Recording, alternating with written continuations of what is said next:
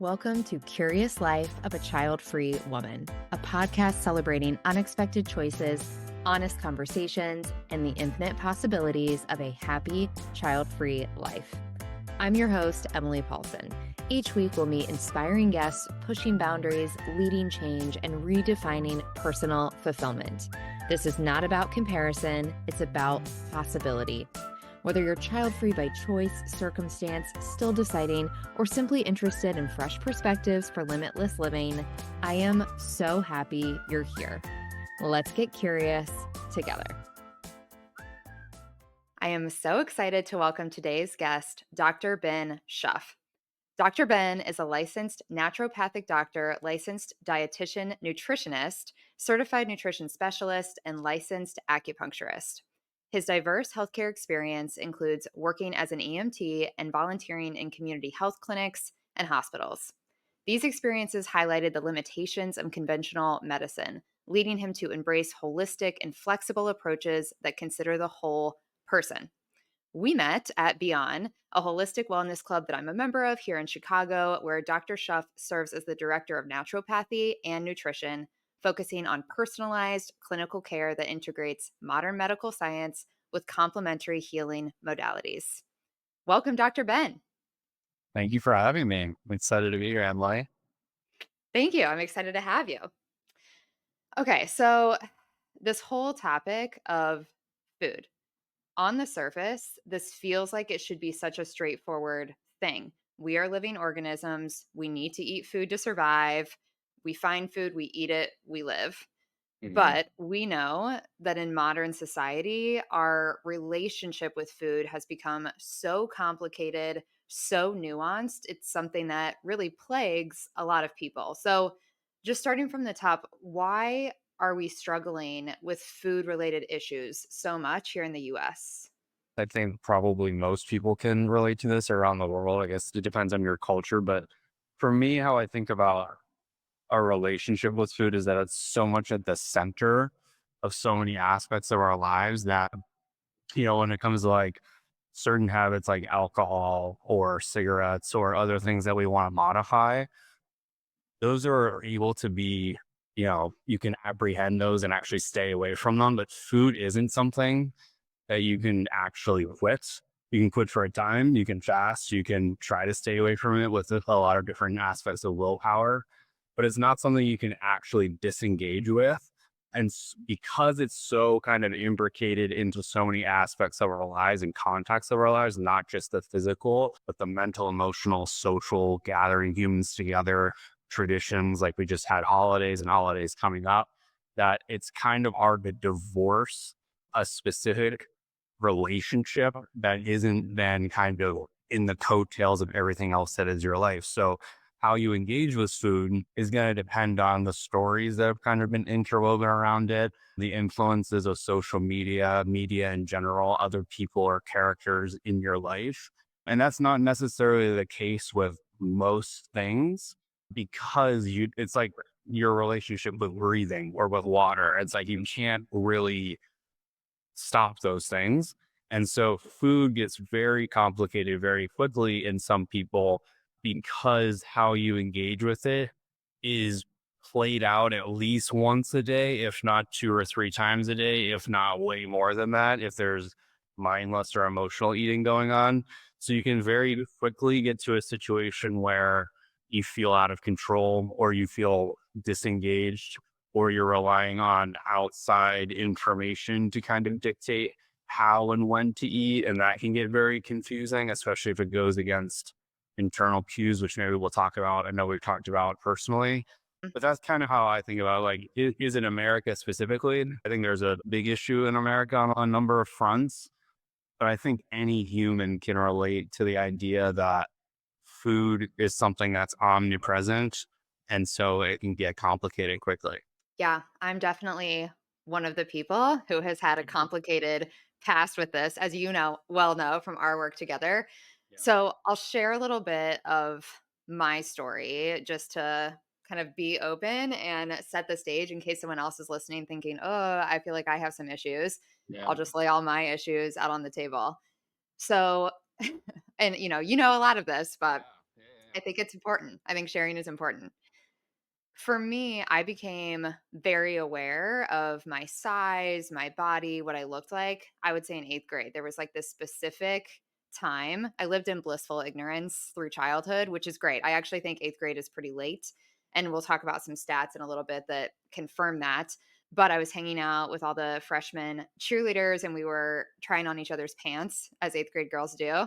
And I tried on this other girl's jeans and they did not even make it past my knees, right? And in reality, I was probably 6 sizes bigger than this girl.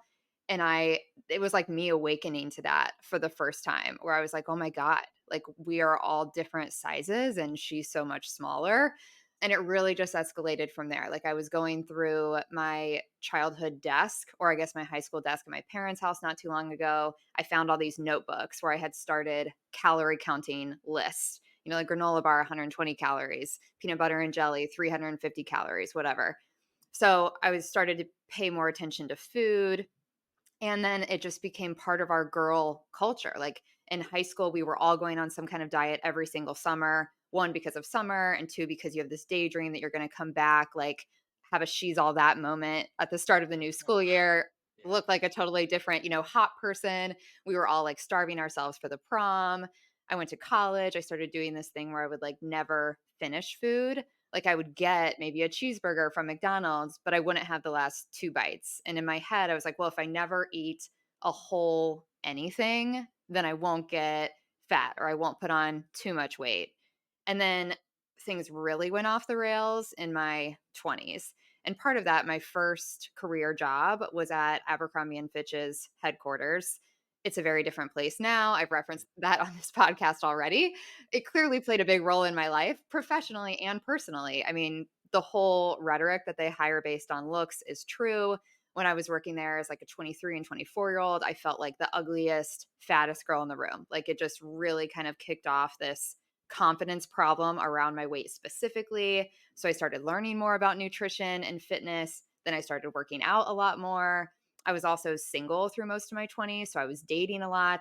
That played into it. I definitely Yeah. felt like being pretty and being skinny were the same thing. Like I had to be small to be attractive to these guys that I wanted to go on dates with. And then by the time I was 29, it was like full tilt, eating 800 calories a day and working out 9 times a week at least, right? And I was doing that consistently for years.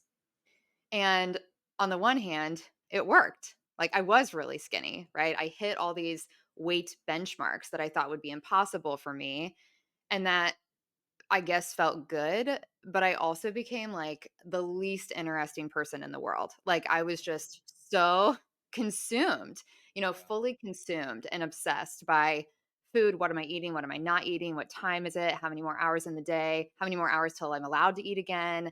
Okay, like I'm done with my food for the day. Should I just go to sleep? I would turn down a lot of social events because it just felt too hard to navigate other people ordering drinks and appetizers and all this stuff, and I'm like white knuckling through it. It just became this really obsessive behavior, and really since I was 29, I'm almost 38 now. I've been working to systematically undo some of those things. Part of that is working with you and other things that I've done over the years to really get better. But I share all of this not because I think this is special. I think this is incredibly common. Like the more women I talk to of all different generations and ages, when this topic comes up, everything that I just shared, like when I say that, it's like, oh yeah, me too. Like I'm never met with shock. And I would say I had a very happy, healthy, normal childhood and upbringing. This was just like part of girlhood in my Yeah. mind. And it's only now that I'm kind of realizing, wait a minute, this is pretty broken. But like you hearing that, do you feel the same way? Like, do you think this is ubiquitous or is this an Emily issue? That's definitely as the word I was thinking is it's definitely ubiquitous. I think it's because we live, and this might not even be the case, some 20 years ago at this point for you, but we live amongst stories and collective stories, individualized stories, shame, like, there's a whole other angle for you and for other women, men too, of like, how do they see their parents interacting with food? How do they see their mothers and aunts and sisters and girl cousins interacting with food? Not even the cheerleading squad or, prom, right? Mm. It's you kind of can recognize that all these behaviors ultimately on a day-to-day basis, it's revolving around a certain type of story of what you believe to be true of the world, right? Just like we have all sorts of concepts, what is true in just language, right? We're both speaking the English language right now, and those are all sorts of relationships and concepts that are you and I are discussing it, and it's coherent to both of us. And so for a collective of women, men too, around the body and what the body needs to be in this idealized version of it, which really started post World War II. There's a whole history to it. We become almost entranced by this idea that it needs to be something very specific. And genetically, there's going to be some women and men that they're never going to be able to get an idealized body just because that's just how the genetics play out. And that's absolutely okay. But you end up living out this story in the ways that you eat and exercise and all the things you mentioned, where you're collapsing this very complex relationship that we said at the top of this conversation of how complex the relationship with food can be. You collapse it into this thing that's seemingly linear and very stringent, and that can't go on forever and being at peace, right? Like there are people that can do this for decades, obviously. That doesn't mean that they're mentally, emotionally, and spiritually okay with it. From a physical side of things, just that layer of being, you can absolutely eat 800 calories. You're not going to necessarily feel well. That's a whole other bag of worms, but you can do it. And a lot of that comes down to the story, what I need to be, how am I going to achieve it? Here's the formula to achieve it.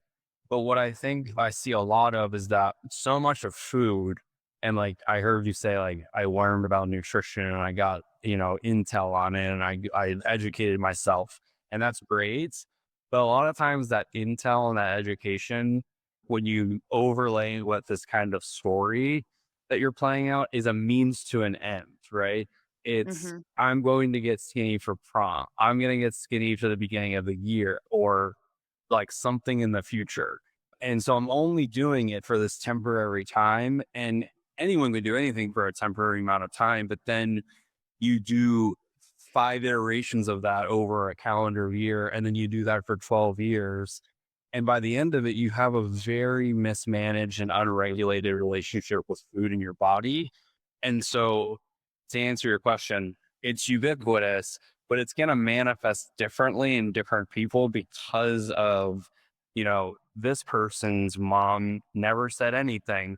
And this Mhm. person's mom, literally all she talked about was, are you sure you want to eat that? Do you want to like regulating, right? So, how it Mhm. ends up playing out is different, but everyone's going to be able to resonate with that because the story comes from like, it trickles down in almost the culture via story. I wanna talk about that history that you mentioned because, yeah, I feel like there's a little bit more awareness around this now, and I see this in my mom friends. Obviously, I'm not a mom, that's a huge part of this podcast. I have a mom, and I know how she talked about food, right? And I feel like moms now are worried, like, just things we naturally are thinking about or that we say to ourselves, and now it's like we wanna be really careful, and I certainly feel this way around my friends' kids, especially daughters. I don't wanna be doing something and accidentally cause them to be more conscious of something that they just don't need to be thinking about. And I think this generational idea, like nobody's doing this on purpose, right? We don't want to feel this way. We don't want to make other people feel this way. But it just feels like some of these things are such natural habits in our speech. And I was doing research for this. It made me honestly like tear up last night because I feel like this shows the scope with age range. So, can I read some of these stats? Please, yeah. Okay. And I'll link there's one major article that had links to a lot of this, so I'll put it in the show notes if people want to read more. Okay, research shows that 50% of 13-year-old girls in America report being unhappy with their body. This number grows to nearly 80% by the time the girls reach 17. In a different study of over 50,000 adults, 60% of women thought they were too heavy and felt self-conscious about their weight. Nearly 70% of adult women report withdrawing from activities due to their body image. A study, I wanted to bring in other countries too. A study in Switzerland reported that 70% of women wished they were thinner. even though their weight fell within a healthy range. Yeah. An Austrian study of older women found that 60% of elderly women aged 60 to 70 were dissatisfied with their body, and more than half of those women reported restricting their eating to prevent weight gain, even at the ages of 60 and 70. And this is the most upsetting thing. Data shows that the average American woman spends 17 years of her life thinking about body image. Wow. I believe it. That's insane. And I totally believe it too. Like, Yeah. how many minutes and how many still, even though some of these things have been healed within me, the knowledge is still there. Like, I know what I weighed when I graduated high school. I know what I weighed when I started certain jobs, right? I know what my lowest weight is. I know what my highest weight is. I think most women do. Like, the amount of brain space this is taking up is astonishing, and it's really infuriating when we think about this waste. So, from your perspective, what is going on with women? You mentioned history. How did we get here? Yeah, I mean, it's there's a number of ways to kind of think about how we got here. I think there's a couple of things of like people where it's recent past, recent history, or back in the World War II, post World War II area. I think a lot of the teens and younger adults, adolescents into their 20s at this point, like there's a whole other discussion to be said of like what's the impact of social media and access, unfettered access to the internet and TikTok and Instagram for people starting in 2010, 2012. There's some really interesting studies. I mentioned to you Jonathan Haidt. He's a professor out of NYU that has done a lot of interesting kind of meta-analyses and studies on the impact of really, especially women, especially younger girls, comparing themselves within communities or schools or to other women. And so from that, it's like, so like I said before, it's like my body needs to be a certain way. If my body isn't a certain way, which in my experience, personally and otherwise, it's like even if someone has, from another person's perspective, an idealized body, I put that in quotes so people can't see that, they, from their perspective, usually don't feel that way.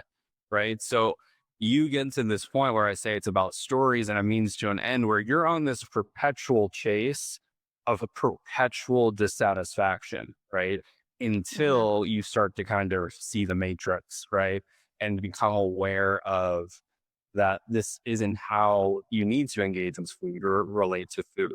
Right. And I think so, like going back to like the older history of all of this, what happened in the post World War II era was our healthcare was getting better, our life expectancy was getting longer.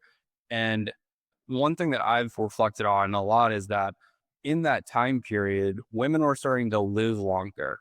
Right. So if you think about 100 years ago, like 1924, the life expectancy wasn't higher than 50 years old, right? For men or women, right? And you were lucky to get to that fifth decade.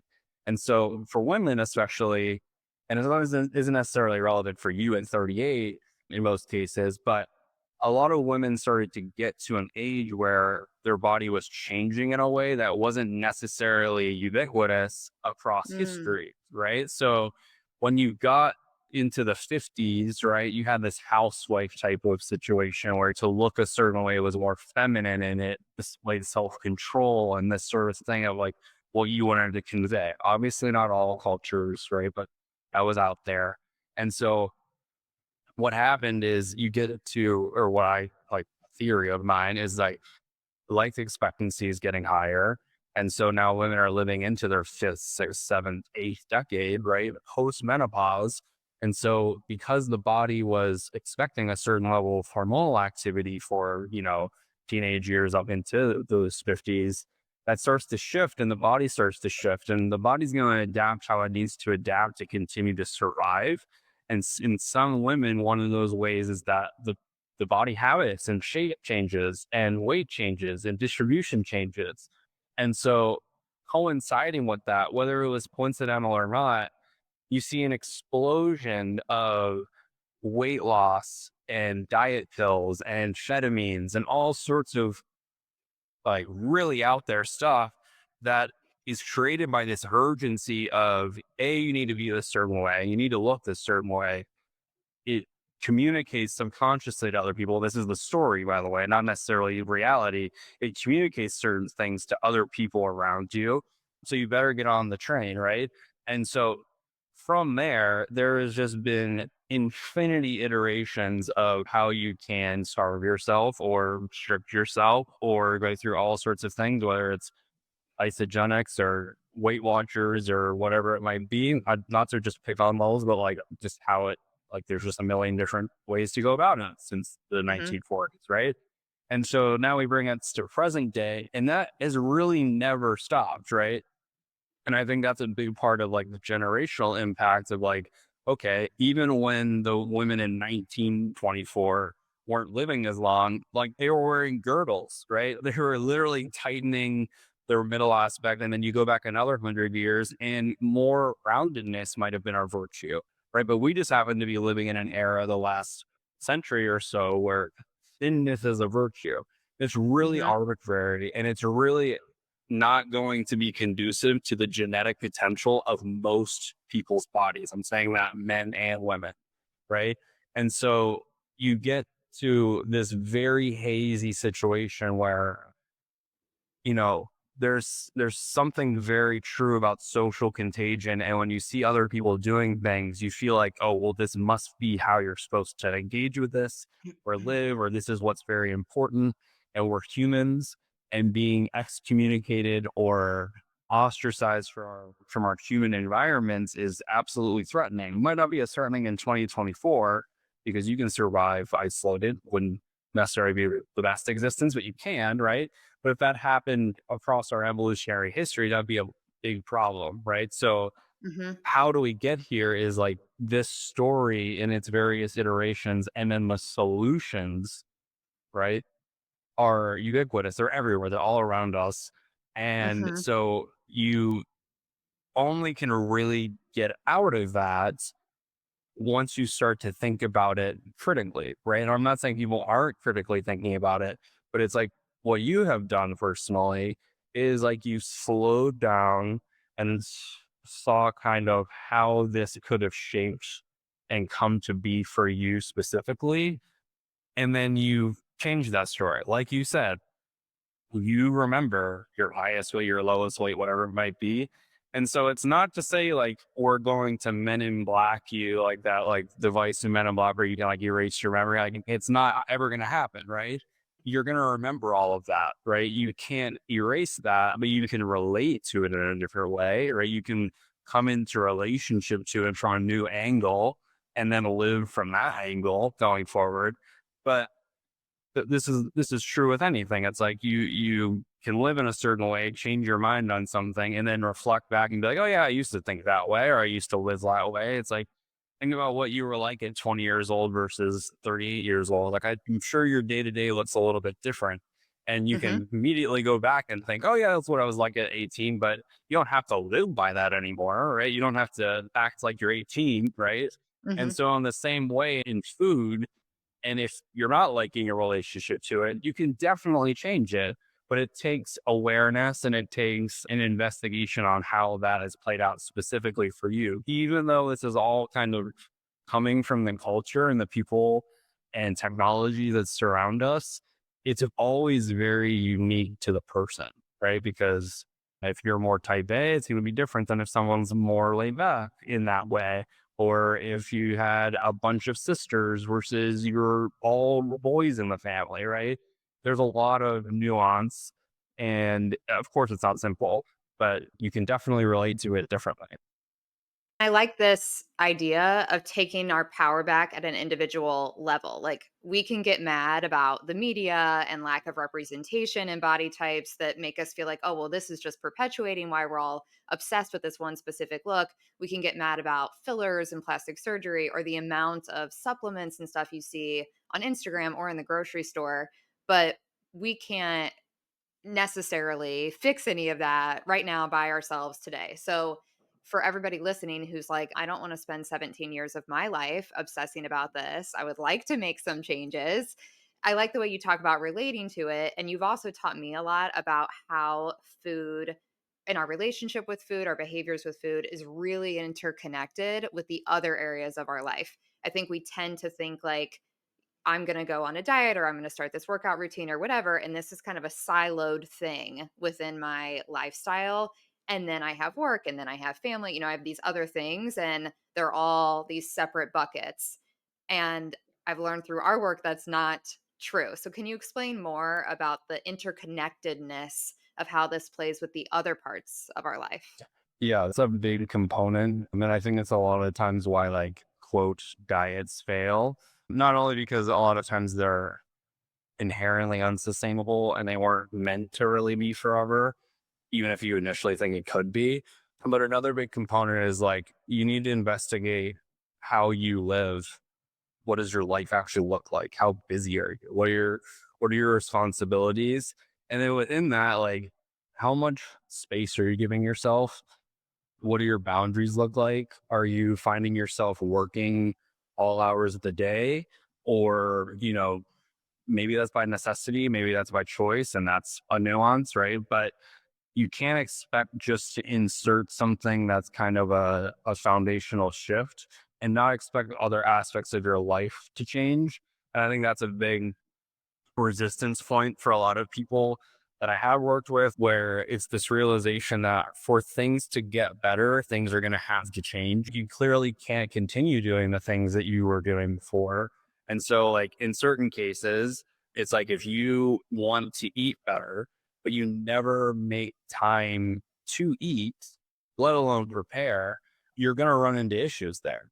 Right. And so then the question becomes, why is it that you can't create any time or make the time or protect the time? That's an individual question too. And so like a big part of how you kind of inlay it into the context of your life is you have to get clear of like, where could the space be created? Where is space? And then how are you relating to it in this moment and on a day to day, on a week to week, on a month to month basis? How do you move through things like holidays and that sort of thing? Because if you just expect a program to come in and like you ship things, and you do like a 10-day sort of program or a whole 30, which is great. Whole 30, it's like eating healthy. I'm all for it. Right. But if that's all it is, and then you just slide back into how things were before, well, then it stands to reason you're likely going to end up in the same place. You're going to end up back on the starting line. And that you can learn from that. And that's fine. But to make real change, a lot of these are a means to an end. Like there's an event or there's a thing or where's a prom, right? And it's more of shifting a diet as more of a directionality where you don't need to be perfect ever, right? You don't need to be perfect. You don't need to necessarily make food a moral thing where there's good or bad foods. We can talk about that where you can notice how a way of eating or a directionality is affecting you positively or negatively on multiple layers. But you need to start thinking of it as a starting place as what direction are you heading in? And is this in alignment or not in alignment versus I need to do this for 10 days for this specific outcome? Hmm. Yeah, I want to talk about the emotional piece that you kind of alluded there to with the holidays. There is the tactical logistical side where if you don't have any time in your week to go get healthy groceries and then prepare those groceries or think about what you have in the house, yes, that's going to hinder you in a goal to eat these healthy foods. I've learned about myself through our work that, like, as an example, I have issues with boundaries when it comes No. to like overdoing things, overworking, over scheduling my days. And there's a very clear line when I'm overworking. I tend to overeat. And it's not just because, oh, I didn't have time to go to the grocery store. It's because I can use walking to the kitchen and getting an Oreo as a break that I desperately need in my day, Yeah, right? Like when it's just back to back to exactly. back for 12 hours, I will find a way to fit something in there. And it doesn't seem acceptable to just sit here quietly for 5 minutes. But if I'm doing something like walking to the kitchen and eating food, I need food, right? I'm a person. Like you can kind of trick yourself into all of those things, so it's like the behaviors that you hold in other spaces. For me, there's in a lot of cases a direct line to how those behaviors play out in food.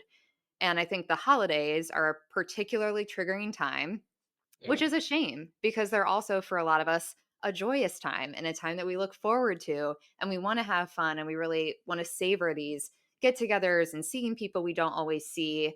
But I think there's a lot of fear around what's going to happen when there's all these temptations. I have all these extra events to go to. People are drinking more. There's so much food around, delicious food that's not really good for us. And people get this anxiety around it, which can really take us out of the moment. So, what is kind of the beyond just the logistics of thinking about space and time to be more mindful, how can we help ourselves with the emotional side, maybe even if we're not conscious of all those things that are happening to us? Well, you said at the end there of like whether you're not conscious of it, I think that's the starting place with us, right? Is like awareness and paying attention is the absolute key. You aren't gonna shift a relationship or let alone a habit without becoming more aware of what you're doing because inherently if it's a long standing habit that you're not necessarily loving or it's not in alignment with what you want, which is why someone would come talk to me, it stands to reason that you're on autopilot a little bit. It's just kind of like a program that's playing out.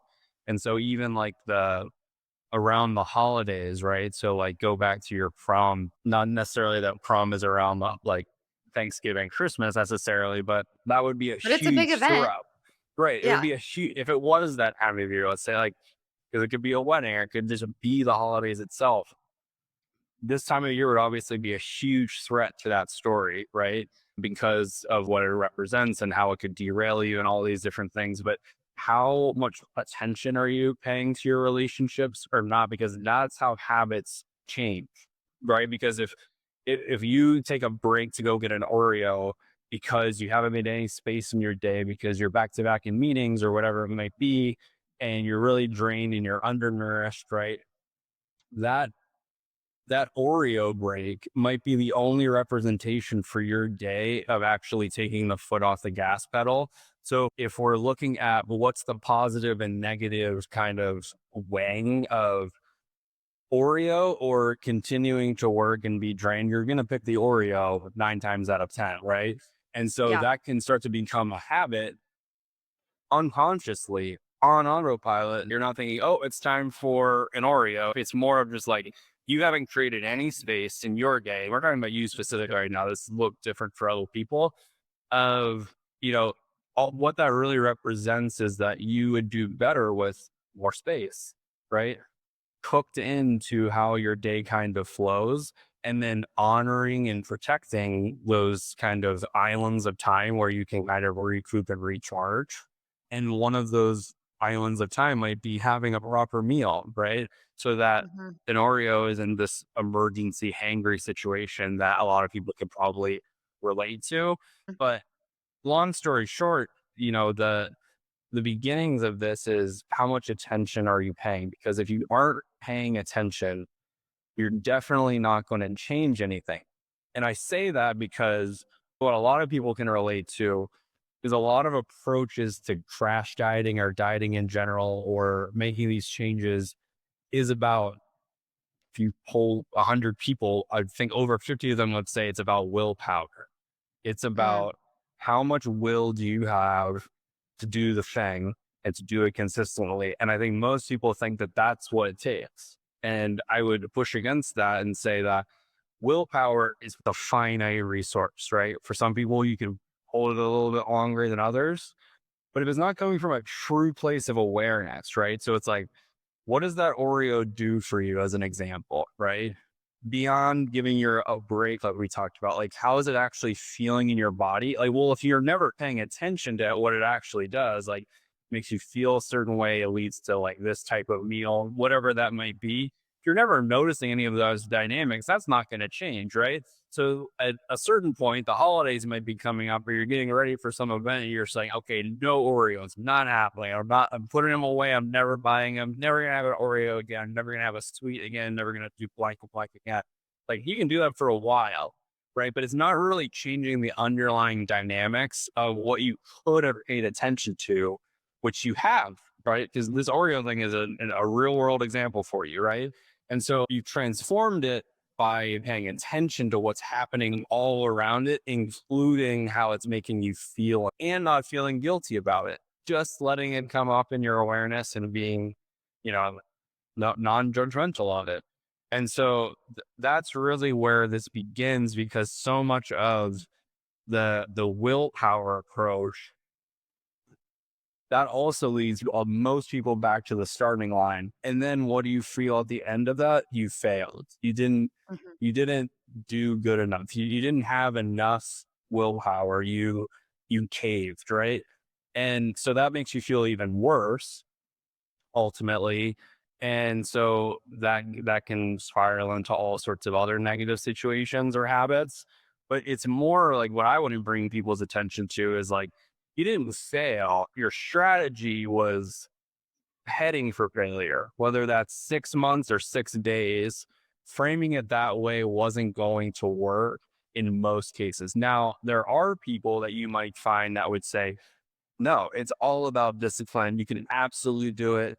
And those people are very unique people. But also, what those people don't do is they're not going to the Christmas party. They're never going to eat anything indulgent. They're not going to taste the thing at the cocktail bar their friends want them to come to. They're going to say no to a lot of things, right? And so there's another component where, okay, great, I respect that, but you're going to live a certain type of life and your life's going to look a certain type of way to hold that tension. And that's fine, right? But most people want to try the new restaurant, or they want to do the thing, and they want to enjoy the holidays. And, your grandma makes like amazing brownies. You want to taste them, right? And you don't need to feel guilty about that, because it's one little data point in a sea of directionality of what is your diet, right? So I think it begins with becoming aware of all those things. It's Mhm. way better than just shelving it to, I just have to have more willpower.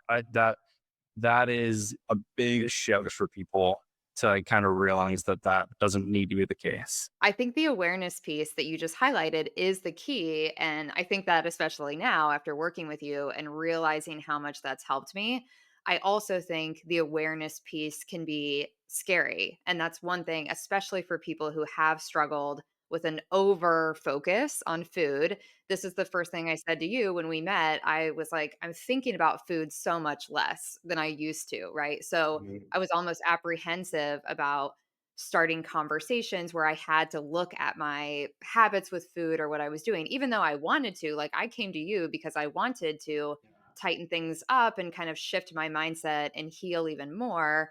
But it's like, oh, I'm going to have to look at all these things. I'm going to have to really think about why I'm having the Oreo or whatever. I think sometimes that can be a little scary. And I like that you bring so many different things into the mix. Like when we say whole person approaches, thinking about acupuncture, mindfulness, movement, meditation. Like, tell me more about how there's a toolbox of things that can feel good and be supportive, maybe that people haven't heard of before if they haven't learned from somebody or worked from somebody who takes a more holistic approach to this work. Yeah, I mean, I think the starting place always is like, what is the lowest hanging fruit? And that's even before you get into all this more complicated relational stuff, is like, the boundary piece is a big part of like, before we do anything, like, well, what's realistic to change? Are you even in a place where you're able to change? Some people aren't, right? Some people have like immense responsibilities. It might not be the moment, or this might not be a high end priority, and that's okay. But a lot of like the foundational pieces of what I do is, how are you eating? Obviously, is a big component to me, but like, where's the space? How's your rest? Are you sleeping well? How's your digestion? Oh, so many aspects of health begins with digestion. If there's huge problems there, there's probably huge problems elsewhere. And so all these different modalities can help with that. Mindfulness and meditation and acupuncture helps regulate the nervous system, among other things.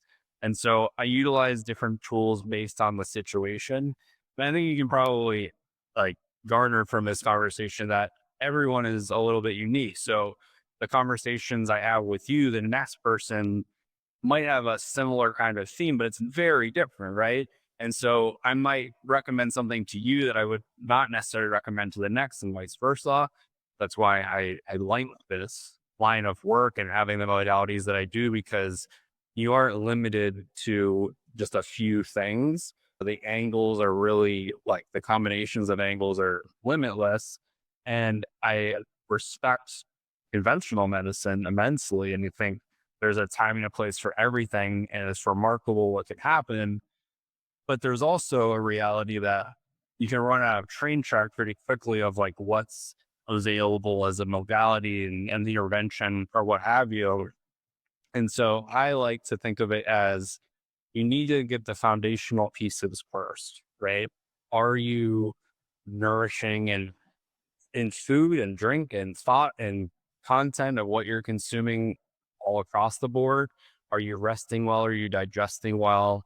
Are you in physical pain that's limiting in any way? Are there headaches going on? Or, like there's a whole kind of process that I'm thinking about with each individual person. And then the modalities will do what they do based on what I think could be helpful. Because if you don't address those things, you might not be able to influence the story level thing because they're very sick, right? They don't feel well, right? They don't even have the kind of wherewithal or energy to engage with these more complex ideas. And that doesn't happen every single time, but that's definitely something that I'm always checking in on early and often. And so some of these modalities that people aren't familiar with, things like acupuncture or just body movement exercises or meditation, like these are all tried and true modalities that can be applicable and helpful for a variety of situations. And it just depends on your context. All of those options make it feel more fun to me. Like, if we can have fun with this, and I hope Yeah. we do, like, as you said, I don't wanna live a life without any Oreos or any cocktails or any whatever, and I don't want to say no to occasions or no to events because of what food is gonna be there, and I think opening this up to that whole body approach for each of us to think, like, not only are the benefits of kind of figuring these things out for ourselves massive and completely intertwined with all facets of our life, I think my relationship with work, my performance at work, my the way I relate to other people in my personal life, all of this stuff is improved by me healing these things within myself. It goes back to me being the least interesting woman in the room, right? Like I don't want to be that, but that was just a symptom of the way that I was living. So I think it's freeing to me to hear you talk about these different modalities. And I feel like at the end of the day, like the reason I wanted to have this conversation here, it's not that I want us to be skinnier. I want us to trust ourselves. I feel like that's the thing. Like looking at those stats, understanding the fear that so many people have about can I control myself? Will I control myself? Do I have the willpower that it takes? What happens when my routine changes or my lifestyle changes outside of my control? And all of the time that we spend thinking about that. If I had a wish for women, but for all people, I wish we could just get to a place where we trust ourselves with food. We don't have to overthink about it. We don't have to Yeah. overcomplicate it. We just know that we can make choices and that everything will be okay. Yeah. I think trust is a huge word that I like to come back to. If you're going towards this story that we talked about as kind of just like this attractor or like this thing that you're gravitating towards at all the time, it's like I need to be this size or look like this or whatever it might be. You get lost in a external advice or like this is what you should be doing.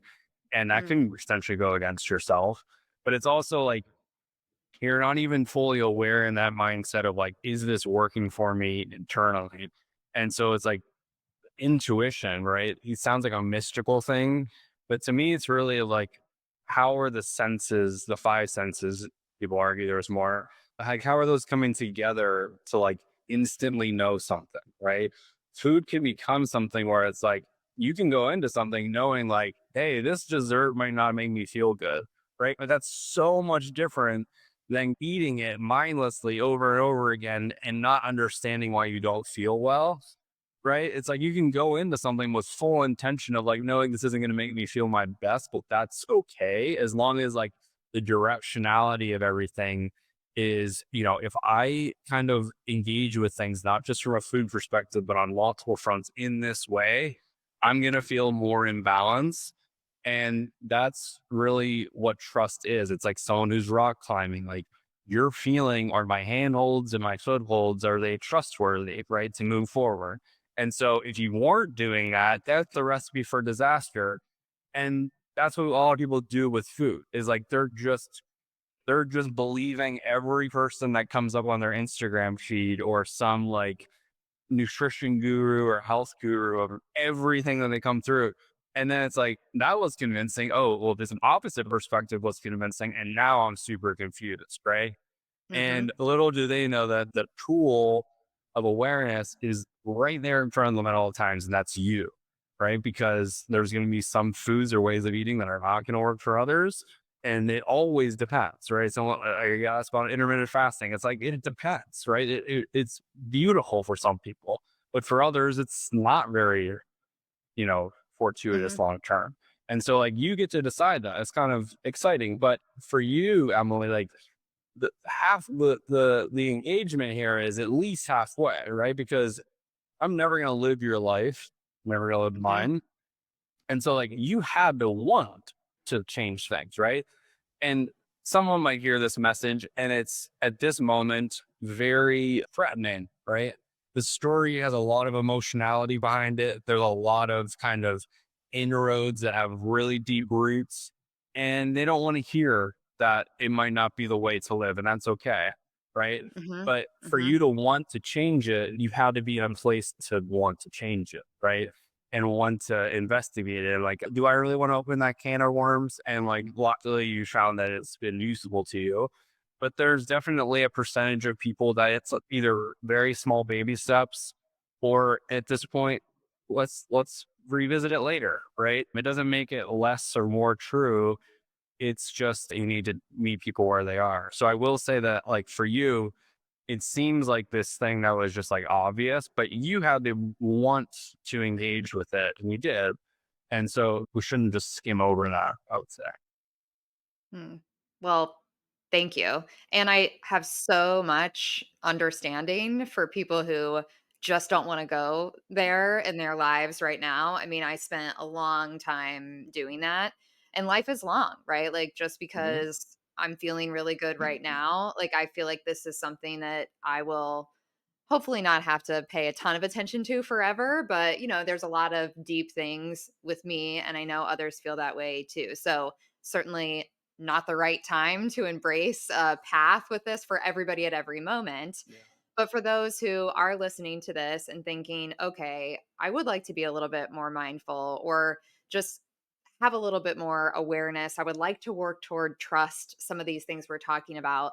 What's a practical like first step that people can think about for themselves or like an I don't know if it's an action. I know this work is so individualized and everybody's in a Mhm. different place and has different needs. But something people can do right now after listening to kind of help them with this in this season. I know this sounds very elementary, but a lot of people, especially because there's so much information from multiple different angles, like you should do this or you should do that, is like I think a lot of people actually struggle or don't even realize that they struggle with, do you have any concept of your hunger and fullness scale, right? So like 0 being hangry, 10 being like Thanksgiving stuff. Like better gradations of that are like a 3 to 7, which we've talked about, right? Like a normal level of hunger, by no means an emergency, a normal level of fullness where you're just like satiated and satisfied. Do you even know what that is for you, right? For you, when you were barely finishing meals back in the day, you probably never even approached a 7, right? You probably Mhm. like you probably couldn't even relate to that, right? So, do you even know what your edges are? Like, if you can exist between 3 and 7 for most of the day, day over day, good things are going to happen. Sometimes you're going to dip a little bit. You get stuck in a meeting, you miss breakfast, you get a little water or two, whatever, right? But can people start to understand where they exist on a daily basis? Because then from there, like a little bit more complex from that is like when you go to the Oreo in the kitchen, right? If you start to get better at awareness and apprehending these things, you can kind of do a little self assessment of like, where am I? Right. I just had lunch, right? So like I'm probably more like a 6 on this scale, right? So the Oreo isn't coming from a place of hunger. It's coming from a place of maybe I needed a transition or I needed a break or I am just habitually used to this kind of breaking things up in this way. And that's the beginnings of starting to kind of come out of the matrix, right? Of like, this Mhm. isn't coming from a place of hunger, it's coming from a place of somewhere else. And then you can start to get curious about that without getting too complicated. It's like, and then other times it's like that Oreo, you're at a 3, you're at like a 2. And then so it's like, okay, eat the Oreo, no judgment if you want to.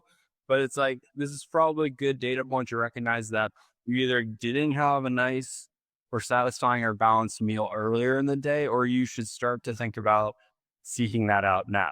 Right. And Mm. so that's how you start to trust. And like, it's because if you don't, it's just like, all these things are happening and then an Oreo comes in my mouth and then a cookie later and it's like it just feels like you're out of control. But if you really paid attention, you could probably reverse engineer on that without judgment.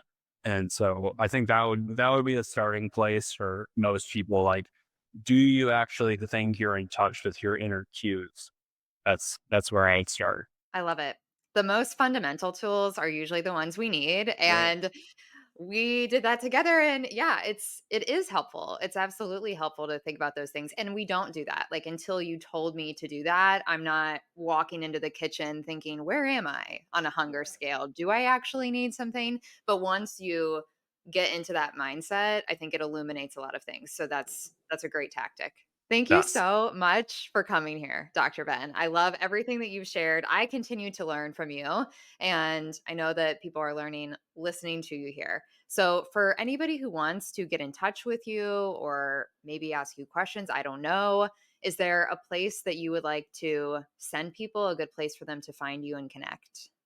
I think Beyond's website, livebeyond.com, which I'm sure you can put in the show notes. Yes. If anyone wants Mhm. to get in contact or curious about anything, that'd be a good place to start. Yep. Amazing. Thank you so much. I really appreciate you. I hope that you enjoy the rest of your day, and I'm excited to see you again soon. Thank you. Take care. Thanks for having me. Thank you for listening to Curious Life of a Child Free Woman. I did not really get this until I became a podcast host, but if you enjoyed today's episode, please subscribe, rate, and consider taking 2 minutes to leave a review on your favorite podcast platform. Turns out it really does make a difference. You can become a Curious Life insider at curiouslifeofachildfreewoman.com. Follow us on Instagram at Curious Life of a Child Free Woman, and feel free to share this episode with a curious friend. Friendship is everything to me, so every recommendation really means the world. Until next time, keep learning, stay curious, and know that you'll never walk the child-free journey alone.